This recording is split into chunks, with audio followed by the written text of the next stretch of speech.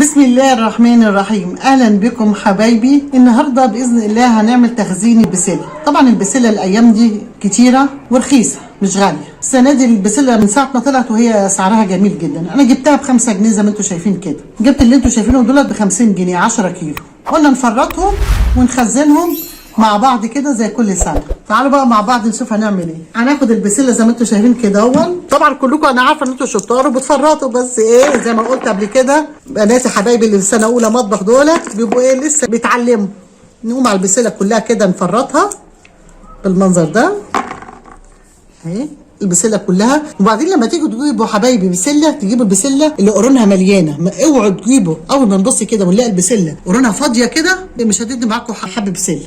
اما تجيبوا البسله قرونها مليانه بيقولوا عليها بسله صناره، بيبقى حبها كبير زي ما انتم شايفين كده والقرن مليان. هنقوم عليها زي ما انتم شايفين كده هنفرطها ونوريكم هنعمل ايه. زي ما انتم شايفين يا حبايبي بعد ما فرطت البسله بالشكل اللي انتم شايفينه دون خدتها وغسلتها. وهنا الجزر برضو خرطته بالشكل اللي انتم شايفينه دون وبرضو غسلته. وهنا ليمونتين وحطينا ميه على البوتاجاز تغلي، وهنقطع الليمونه ونعصرها كده في قلب الميه ونحط القشر.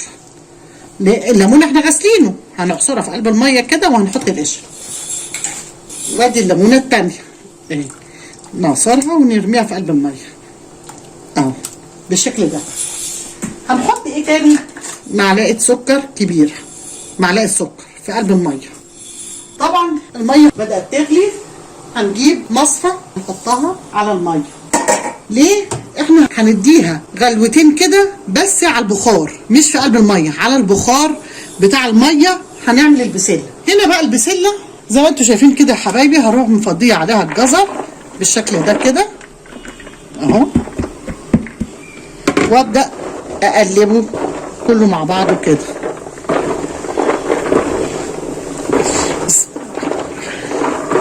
اقلب البسله مع الجزر اهو بالشكل اللي انتم شايفينه ده حبايبي. وهاجي في المصفى وهروح مفضيه البسله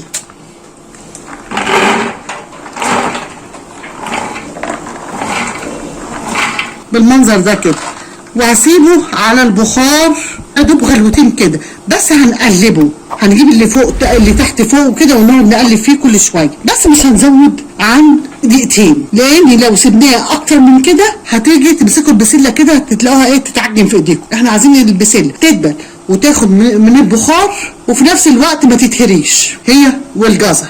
في ملحوظه عايزه اقول لكم عليها، في ناس كده بتروح ايه اسهل حاجه اجيب البسله وافرطها واحط الجزر واشيلها كده. لا، لان الجزر لو ما خدش غلوه على النار او على البخار يستوي هتيجوا بعد كده تلاقوا ايه طعم الجزريه بقى وحش كده ملهوش طعم مش حلو. وبرده البسله لو ما خدتوهاش على البخار وعملتوها او تحطوها في الميه وتقدروا تاخد غلوه وتطلعوها، برده لما بتحطوها كده هون تيجي مع الفتره ممكن دي لو مثلا شهر تستعملوها ماشي، اما عشان تقعد معاكم السنه لا. احسن طريقه ان انتوا تعملوها لا على البخار لا تدوها غلوه في الميه، بس احلى حاجه هي اللي على البخار. طب حد هيقول لي طيب ليه الليمونه وليه معلقه السكر؟ معلقه السكر دي زي ماده حافظه والليمونه حافظه باللون الخضار بتاعها الجميل.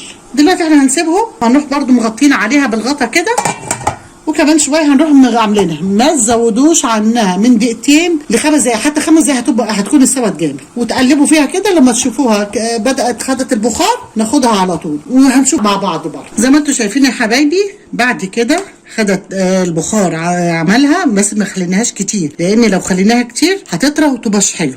يا دوبها دقيقتين كده في البخار، لو كميه كتيره يبقى 5 دقايق، كميه قليله يبقى دقيقتين 2 بس. بعد كده اهو طبعا هنروح ماسكينها من المصفى ونقعد نعمل كده، نجيب اللي فوق تحت كده نقلبها يعني بدل ما نقعد نقلب بالمعلقه. بعد كده هنشيلها من المصفى نجيبها على ترابيزه المطبخ ونروح حاطينها بعيد عن البخار. حد هيقول لي طب انت ما حطيتيش ملح ليه؟ لان البسله دي طبعا هنحطها في الفريزر هتتجمد وهتتشال. الملح ليه حاجات بيحفظها زي ماده حافظه، وفي حاجات ما ينفعش يتحط فيها لانه هيهريها. احنا ما حطيناش ملح في البسله، لما نيجي نسويها طبعا التخديعه هيبقى فيها الملح، هنروح حطيناها على طول نطلع الكيس من الفريزر ونحطه ايه في التخديع على طول. اما ما تحطوش ملح وانتوا بتخزنوها ليه؟ عشان الملح بيهريها. وطريقه ان احنا نعملها على البخار الفايده بتاعتها ما بتنزلش. اما لما نحطها في قلب الميه ونديها الغلوه الفايده القيمه الغذائيه بتاعتها بتنزل في قلب الميه، يبقى احنا ما استفدناش حاجه، بناكل بس شكل بسله وخلاص. طبعا انا نزلتها من على البخار، حطيتها هنا، هسيبها تبرد، مش هاخدها تحت الميه وافتحها ما يسقع عليها ولا اي حاجه، هسيبها تبرد، وبعد ما تبرد هنعبيها في الاكياس ونشوف برضو مع بعض. زي ما انتوا شايفين يا حبايبي بعد ما سبتها بردت خالص، لو انتوا مستعجلين هتشطفوها بالميه تحت الحنفيه على طول، مش ميه ساقعه ولا حاجه، افتحوا الحنفيه واشطفوها على طول تبرد معاكم بسرعه، او تسيبوها لما تبرد. نقول بسم الله الرحمن الرحيم ونعبي في الاكياس على قد الطبخه. شوفوا انتوا الطبخه بتاعتكم قد ايه وتعبوا في الكيس بالشكل ده. ونروح عشان طبعا لو ربطنا كده هياخد مكان معانا في الفريزر، لا هنروح فاردين كده مطلعين الهواء منه كده اهو، مطلعين الهواء كده، ونروح مظبطين الكيس بالشكل اللي انتوا شايفينه ده حبايبي. اهم شيء تطلعوا الهواء اهو بالشكل ده اهو. ناخد بصوا خضره وجميله ازاي اهي، خضره وجميله اهي، بس اهم شيء ما تسيبوهاش على البخار كتير عشان ما تتهريش بالشكل ده اهو.